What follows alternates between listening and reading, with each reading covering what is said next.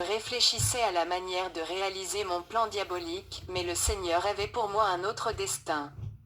Le jour où j'avais décidé de m'empoisonner, mon père vint me dire qu'il envisageait de m'emmener le plus vite possible en Tanzanie. D'après un communiqué de la radio tanzanienne, il y avait un grand réveil spirituel dans ce pays. Le Seigneur y opérait des miracles comme au temps biblique. Les sourds entendaient, les aveugles recouvraient la vue, les paralytiques marchaient, et ceux qui étaient possédés par des esprits impurs étaient délivrés par la parole de Dieu. Mon père me dit, j'ai résolu de t'emmener là-bas dans une semaine, ma fille. Nous allons mettre cette semaine à profit pour nous préparer. 2 jours avant notre départ, un parent amena une femme auprès de mon père et lui demanda de raconter son histoire. Elle le fit sans se faire prier. Papa pasteur, je ne sais si vous me reconnaissez. Je suis celle qui était folle et qui se promenait à moitié nue dans ce village. Depuis notre visite chez le féticheur, nous n'étions pas retournés à Lubumbashi. Nous nous étions retirés dans notre village natal. Il y a moins d'une semaine, une nièce mariée à Kasongo, chef-lieu de zone situé à 90 km de Chabunda, notre village, est venue me chercher pour m'y amener. Le pasteur de l'Assemblée de Dieu de Kasongo avait invité un couple d'évangélistes venus de Kinshasa. Ce couple prie Dieu d'une façon originale. Par exemple, il chasse les démons au nom de Jésus. Plusieurs démoniaques comme moi ont été délivrés grâce à la prière de ce couple. Lorsque ce cousin, elle désigna la personne qui l'avait amené, m'informa de votre intention de vous rendre en Tanzanie, je n'ai pas hésité un seul instant à venir vous voir pour vous dire d'aller plutôt à Kasongo. Si vous consentez à y aller, je suis prête à vous accompagner. Je suis certaine que le Dieu de ce couple délivrera votre fille comme il l'a fait pour moi. Les démons ne tenaient pas que je me rende à Kasongo. Ils me dirent qu'ils feraient tout ce qu'ils pourraient pour m'empêcher d'y aller. C'est ainsi qu'ils me paralysèrent les 2 jambes, m'empêchant de me tenir debout. La sœur me porta sur son dos, et nous pûmes continuer notre chemin vers Kasongo. Nous étions un groupe de 6 personnes, mon père, mon cousin, 2 cousines, la femme qui nous avait annoncé cette nouvelle, et moi. Chez moi, les voyages se font à pied. Non pas que nous manquions d'infrastructures routières, mais nous ne pouvions pas nous permettre d'attendre une voiture, compte tenu de la rareté des véhicules dans cette partie du pays. Poursuivant notre pénible marche, nous nous arrêtâmes pour nous reposer dans un village, après avoir marché pendant au moins 20 kilomètres. Nous avons croisé une femme qui venait justement de Kasongo. Elle portait un enfant sur le dos et glorifiait le Seigneur en chantant des cantiques de louange. Mon père, qui voulait savoir la raison de son excitation, l'interpella. La femme nous dit ceci, ma fille que voici était sourde depuis longtemps. Je viens de Kasongo, où un homme et une femme venus de Kinshasa ont prié Dieu pour que ma fille entende. Juste après leur prière, j'ai appelé mon enfant, et elle m'a répondu. Vous ne pouvez vous imaginer quelle joie est la mienne. J'ai voulu les remercier pour ce qu'ils avaient fait, mais ils m'ont répondu qu'ils n'étaient que de simples instruments utilisés par Dieu, et que c'était à Dieu que je devais rendre gloire. Depuis lors, je ne fais que le remercier pour la guérison de ma fille. C'est pourquoi vous me voyez chanter, toute joyeuse. Les gens disent qu'ils comptent rentrer bientôt. Il semble qu'ils doivent encore rester une semaine. Je vais de ce pas chercher mon petit frère qui a perdu la vue dès son jeune âge. Ce serait pour lui une grande chose que de recouvrer la vue. Pendant tout le temps que cette femme parlait, les voix ne cessaient de me répéter qu'elle mentait, elle ment, elle ment. Ne l'écoute pas, retournons, n'y va pas. Mon père me dit, Françoise, c'est Dieu qui nous envoie ces gens pour nous venir en aide. Prends courage et dépêchons-nous, sinon, si nous traînons, nous risquons de les manquer. À cet instant précis, les démons clouèrent mon père au sol. Il eut une sorte de crampe subite qui le força à rester couché. Il était impossible d'avancer. La paralysie qui m'avait empêché de marcher avait été transmise à mon père. Les démons me dirent, puisque c'est lui qui tient à t'amener là-bas, nous allons voir comment il va s'y prendre. Je tombai en sanglotant dans les bras de mon père, tout abattu. Il m'encouragea à poursuivre le voyage sans lui, cette crise de rhumatisme ne pouvait choisir un aussi bon moment pour me terrasser. Avec un petit repos, un jour au plus, je serais rétabli.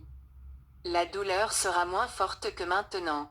Puisque tu peux marcher maintenant, prends courage, ma fille, et va trouver ces gens dont nous a parlé cette femme tout à l'heure. Je vous rejoindrai dès que possible. Ne vous inquiétez pas pour moi, cela passera. Puis, se tournant vers son neveu, il dit, prends soin de ta sœur. Bien-aimé du Seigneur, c'est par la foi que j'ai fait cette distance sans tenir compte de tout ce que me disaient mes locataires. Je marchais lentement en titubant. Tous les 10 kilomètres, nous nous reposions pour souffler. La maladie m'avait fortement affaibli. Les privations, ajoutées aux tracasseries des démons, m'avaient accompagné sur ma longue route vers la guérison.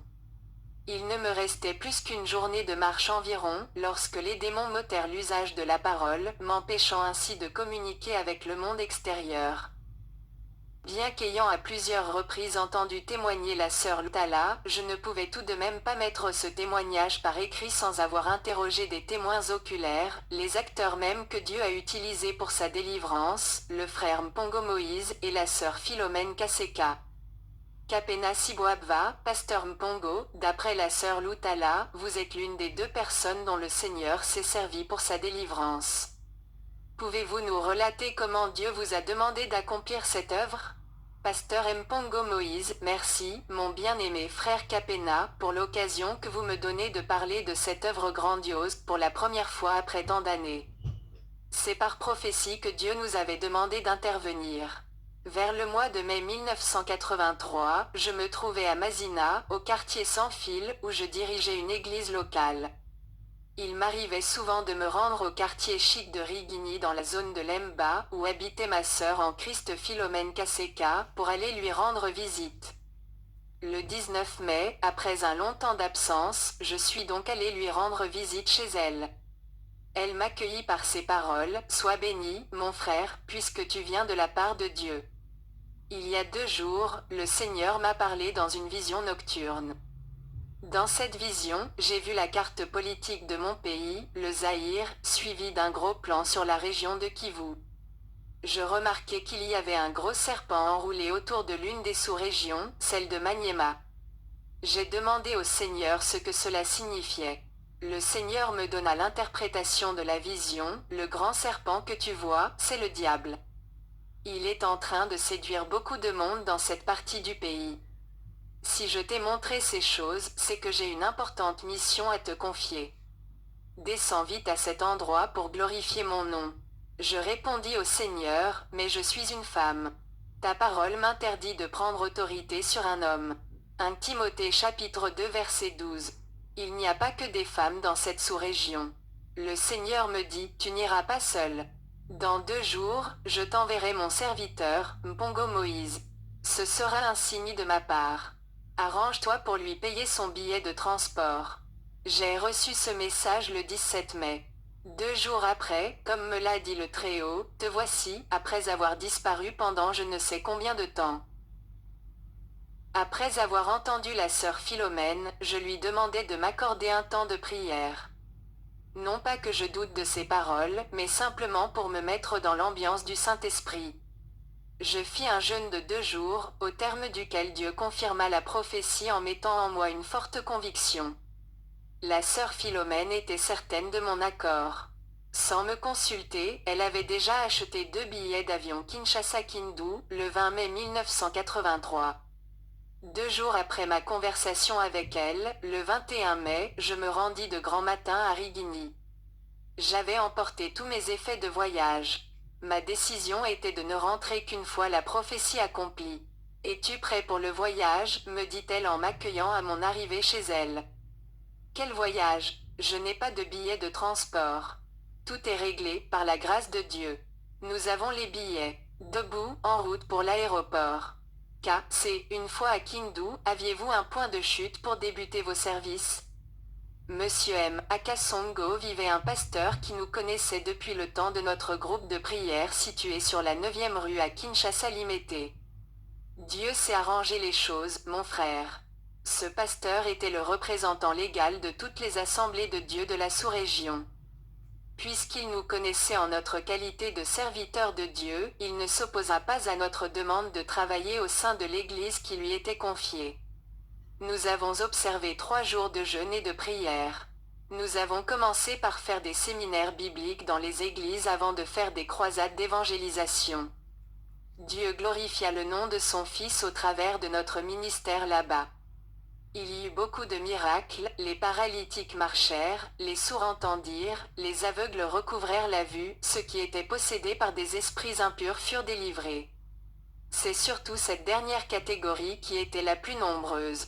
Cassé, si je comprends bien, c'est durant cette période que vous avez fait connaissance de la sœur Loutala Françoise? Pourriez-vous éclairer les lecteurs sur les circonstances dans lesquelles vous l'avez connue et donner sa description physique? Monsieur M. Bien, mon frère, que Dieu vous bénisse pour la question. Parmi ceux que le Seigneur avait délivrés au travers de notre ministère, se trouvait une jeune femme de Chabunda, qui est aussi la zone d'origine de la sœur Loutala. Cette sœur avait été délivrée d'un esprit impur qui la tourmentait depuis longtemps.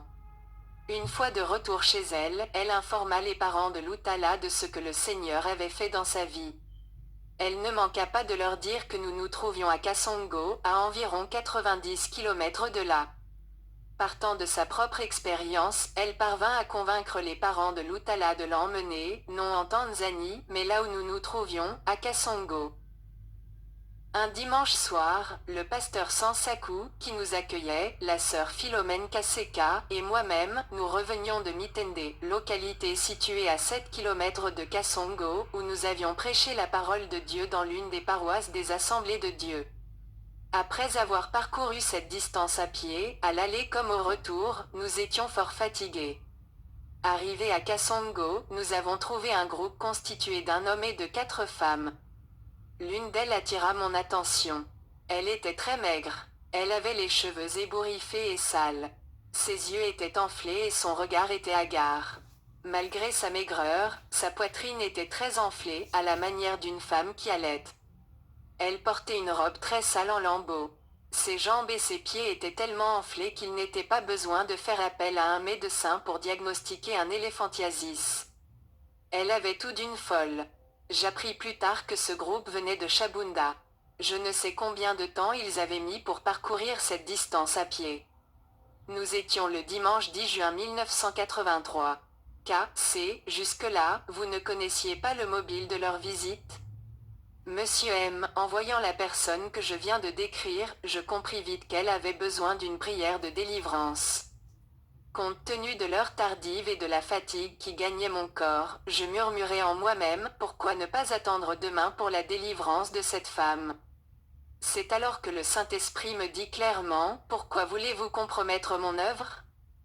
Convaincu de l'appui du Seigneur, je demandai à ma compagne de voyage d'entretenir la nouvelle venue sur la repentance et le pardon des péchés, le temps de me retirer pour demander non la volonté, mais la direction du Seigneur. En effet, mon jeune frère Capena, le service de délivrance nécessite beaucoup de prières. Marc chapitre 9 verset 29. Je rejoignis la sœur Philomène, une fois ma prière terminée. À son tour, elle se retira pour prier. En attendant son retour pour commencer la prière de délivrance, j'entrepris de sonder la sœur Loutala. Je lui posai certaines questions en rapport avec la parole de Dieu. Ses réponses démontraient une résistance farouche à la parole de Dieu. Le Saint-Esprit m'interdit de continuer à lui poser des questions. J'avais vite compris que ce n'était pas elle qui répondait, mais les mauvais esprits en elle. Ne pouvant rien tirer d'elle, je me tournai alors vers ceux qui l'avaient emmenée. Je leur demandai de me parler un peu d'elle. La sœur Philomène revint, et nous débutâmes ensemble la prière de délivrance. Voyant l'état de possession avancé de Loutala, j'avais eu la présence d'esprit d'écarter la foule, de peur que les mauvais esprits, une fois chassés du corps de Loutala, n'entrent dans les nombreux païens qui se trouvaient dans la foule.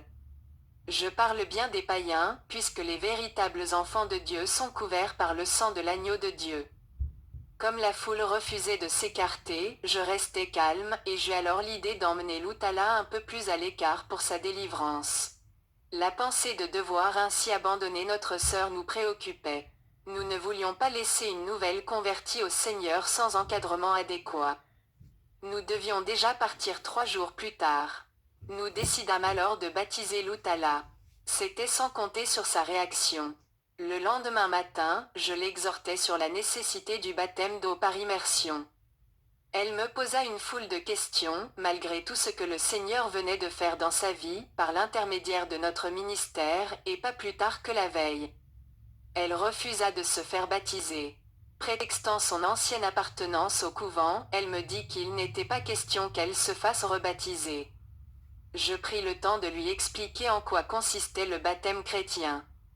C'est l'engagement d'une bonne conscience envers Dieu, 1 Pierre chapitre 3 verset 21. Ce n'est pas le baptême seul qui sauve. Le baptême est un acte public de foi dans le Seigneur.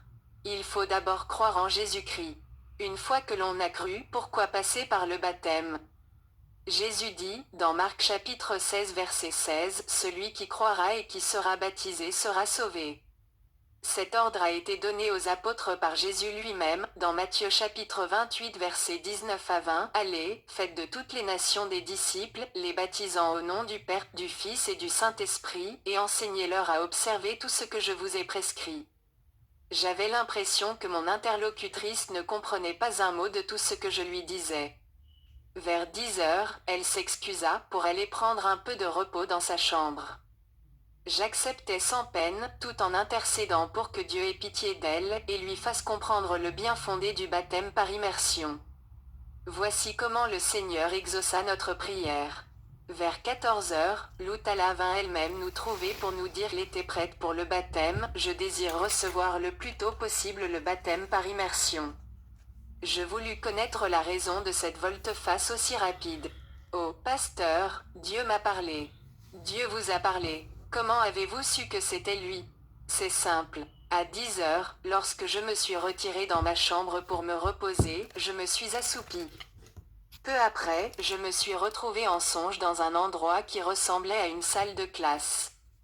Mais une salle de classe étrange, car il y avait un tableau noir sur chaque mur. Chaque tableau était couvert d'une seule inscription. Partout, je pouvais lire écrit Acte chapitre 2 verset 38, Acte chapitre 2 à 38, Acte chapitre 2 verset 38. Je ne comprenais pas ce que ces écrits signifiaient. Je résolus de venir vous trouver pour que vous m'en donniez l'explication. C'est alors que je sentis les forces me manquer, et je m'endormis profondément. J'eus un autre rêve. Je vis, non plus une salle de classe, mais une grande rivière.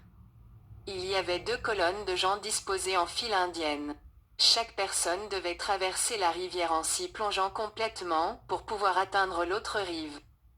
De l'autre côté, il y avait un homme qui tenait de nombreux chapeaux de couleur blanche. Chacun de ceux qui avaient traversé la rivière, après s'y être plongé, recevait un chapeau de l'homme au chapeau. À l'intérieur de chaque chapeau était inscrit le nom de son destinataire. Je me suis alors approché de la rivière et voulu obtenir mon chapeau, mais sans traverser la rivière. Celui qui se tenait de l'autre côté me dit, « Françoise, ici, de ce côté, ce n'est pas la même chose que là où tu te trouves. J'ai ici ton chapeau, avec ton nom écrit dedans.